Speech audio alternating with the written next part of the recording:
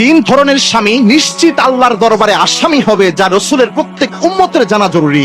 তার মধ্যে এক নাম্বার হচ্ছে, কোন স্বামী যদি তার স্ত্রীর মোহরানা পরিশোধ না করে। বর্তমানে আরেকটা মুসিবত হচ্ছে, মোহরানা এত বেশি নির্ধারণ করা হয় যেটা ছেলেদের উপর অনেক ক্ষেত্রে জুলুম করা হয়। মনে রাখবেন, মোহরানা যে বিয়েতে যত কম, ওই বিয়েতে বরকত তত বেশি হয়ে যায়। দুই নাম্বার হচ্ছে, কোন স্বামী যদি জীবদ্দশায় মনে করে যে আমি স্ত্রীকে বিয়ে করেছি, স্ত্রী আমার দাসী বা বান্দির মতো, যা ইচ্ছা তা আচরণ তার স্ত্রীর সাথে সে করলো, স্ত্রী যদি জুলুমের শিকার হয়ে এক ফোঁটা চোখের পানি ওই স্ত্রীর চোখ থেকে পড়ে যায়, এই এক ফোঁটা চোখের পানির হিসাবও আল্লাহ রাব্বুল আলামিন দ্য ডে অফ জাজমেন্ট নেবেন। তার হাবিব বলতেন, তোমাদের মধ্যে সর্বশ্রেষ্ঠ ওই ব্যক্তি খেয়ারুকুম লিনিসাইকুম, যে তার স্ত্রীর কাছে শ্রেষ্ঠ। আমরা যেন এই আমলটা করতে পারি, আল্লাহ তৌফিক দান করুন। তিন নাম্বার যে জিনিসটার কারণে অনেক স্বামী আসামি হবে, সেটা হচ্ছে 4 মাসের বেশি কোন স্বামী যদি তার স্ত্রীর অনুমতি ব্যতীত স্ত্রী থেকে দূরে অবস্থান করে, তাহলে ওই স্বামীকে আল্লাহ চাইলে কিয়ামতের দিন আসামির কাঠগড়ায় দাঁড় করাতে পারেন। কোন নারী যদি অনুমতি দেয়, তাহলেই একমাত্র স্বামী 4 মাসের বেশি বিদেশে বা যে কোনো দেশে থাকতে পারে। আর স্ত্রী যদি অনুমতি না দেয় যে না তুমি এটা পারবা না, তাহলে স্বামী যদি নিজের মন মতো করে, তাহলে অবশ্যই ওই নারী চাইলে কিয়ামতের দিন ওই স্বামীকে আসামির কাঠগড়ায় দাঁড় করাতে পারে। আল্লাহ রাব্বুল আলামিন এই জিনিসগুলো বুঝার তৌফিক আমাদের সকলকে দান করুন, আল্লাহুম্মা আমিন।